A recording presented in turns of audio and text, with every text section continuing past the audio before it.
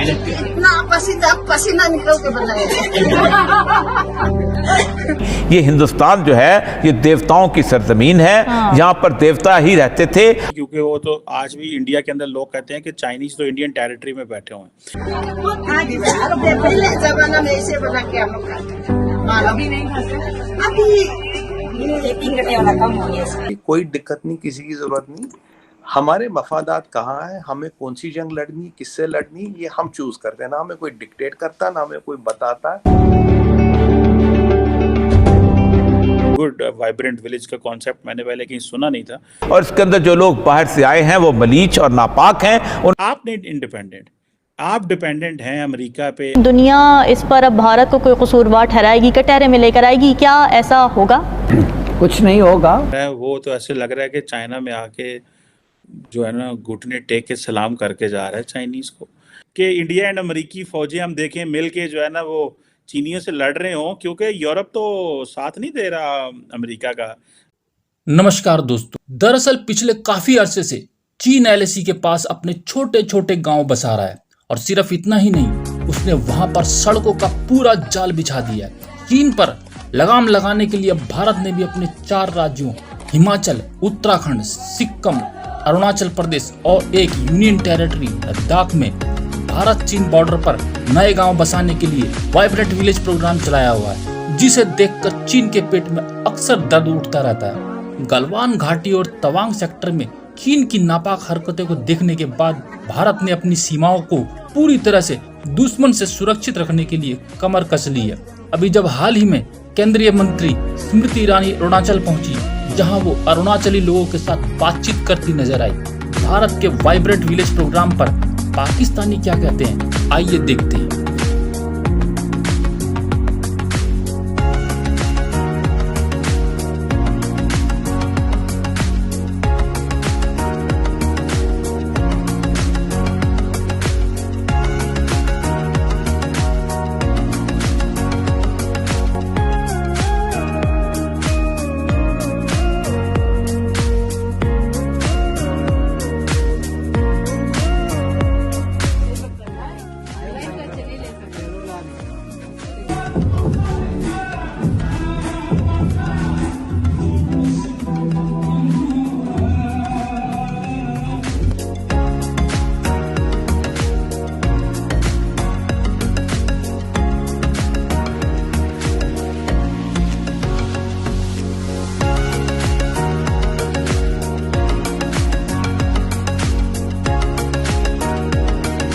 हर बड़ा लीडर जो चाइना आ रहा है वो तो ऐसे लग रहा है कि चाइना में आके जो है ना घुटने टेक के सलाम करके जा रहा है चाइनीज को।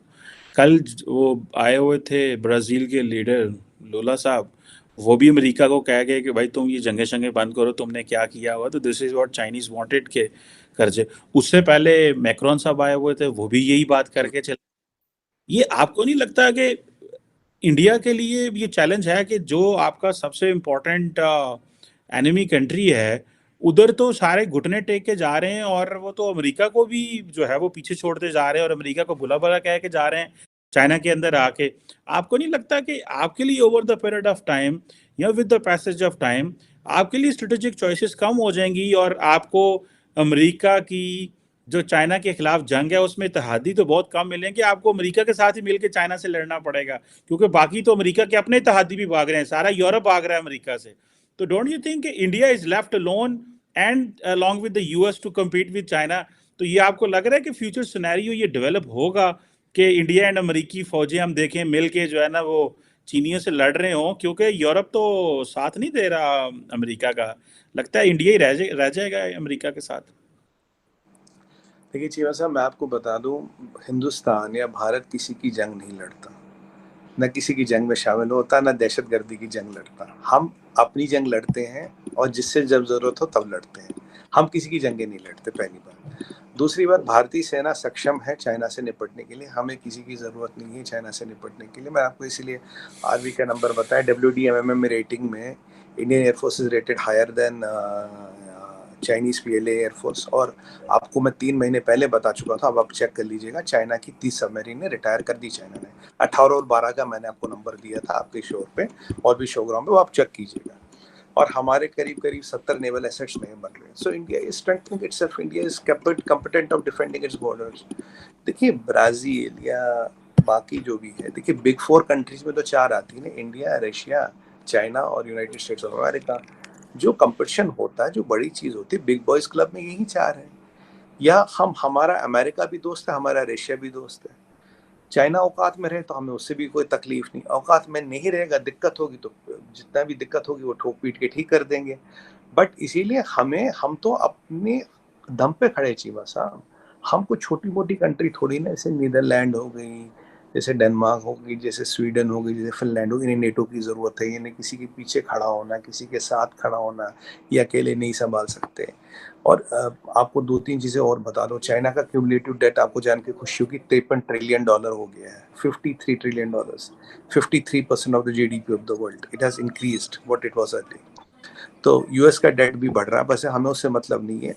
तो चाइना को हम सक्षम है उससे मैनेज करने के लिए, कोई दिक्कत नहीं, किसी की जरूरत नहीं। हमारे मफादात कहाँ है, हमें कौन सी जंग लड़नी, किससे लड़नी, ये हम चूज करते हैं। ना हमें कोई डिक्टेट करता, ना हमें कोई बताता, ना हमें कोई समझाता है। और अगर आज चाइना रुका पड़ा है, और अगर हमने चाइना को गलवान में उनकी औकात गिना दी या तवांग में उनकी औकात गिना दी, चीमा साहब मुतमईन रहिए, वो सारी भारतीय फौज थी, कोई अमेरिकन हमारे साथ नहीं खड़ा था, हमने खुद ही कर लिया जो करना था। जी चल, मैं उस पर तो नहीं आऊंगा, वो फिर डायरेक्शन और तरफ चली जाएगी, क्योंकि वो तो आज भी इंडिया के अंदर लोग कहते हैं कि चाइनीज तो इंडियन टेरिटरी में बैठे हुए हैं।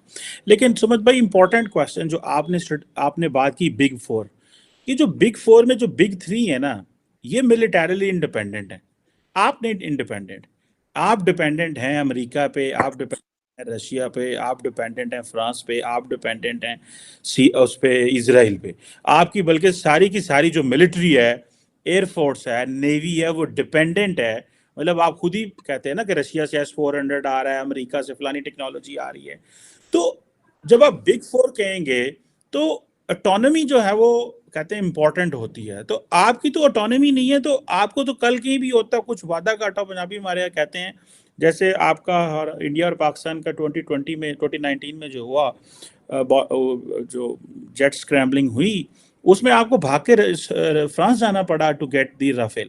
तो आप कैसे उसमें ये आप अपने आप को कैटेगराइज करते हैं बिग 4 में, व्हेन आप तो ऑटोनमस नहीं है, आप तो जो है वो you are dependent on US, Russia, you are dependent on क्या नाम है उसका, France, and you are dependent on क्या नाम है उसका, इजराइल के ऊपर। चाइना के पास केवल हथियार आता है कहाँ से? रशिया से।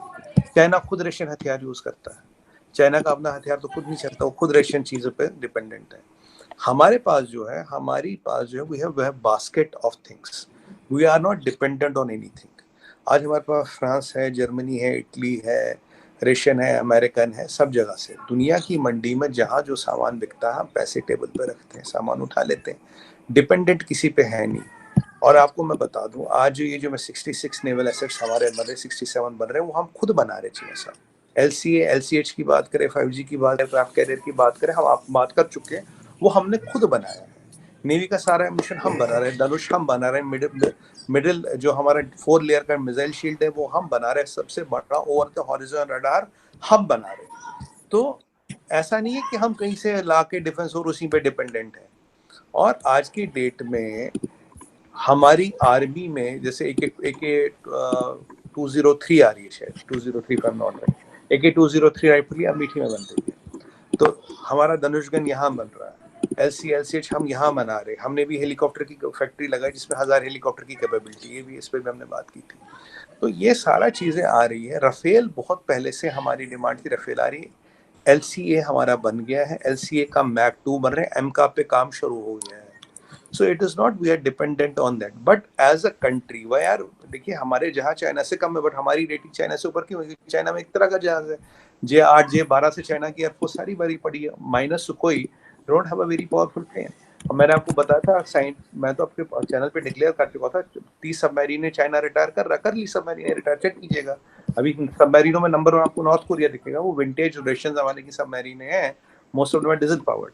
तो हमने अपनी न्यूक्लियर सबमरीन अपनी खुद बनाई, हमने अपना अग्नि 5 बनाया, हमने अग्नि 5 का नाइट वर्जन किया, कैनिस्टर फॉर्म बनाया, पैरेलल बनाया, ब्रह्मोस बनाया, और एक चाइनीज थिंक टैंक का मैं रिपोर्ट पढ़ रहा था, उसने चाइनीज गवर्नमेंट को वार्निंग दी है, उसके अकॉर्डिंग इंडिया के पास कुछ हजार ब्रह्मोस मिसाइल है। उसने चाइना को बोला अगर इतने ब्रह्मोस मिसाइल इंडिया के पास रखे, you can not touch India because you have nothing that can stop BrahMos.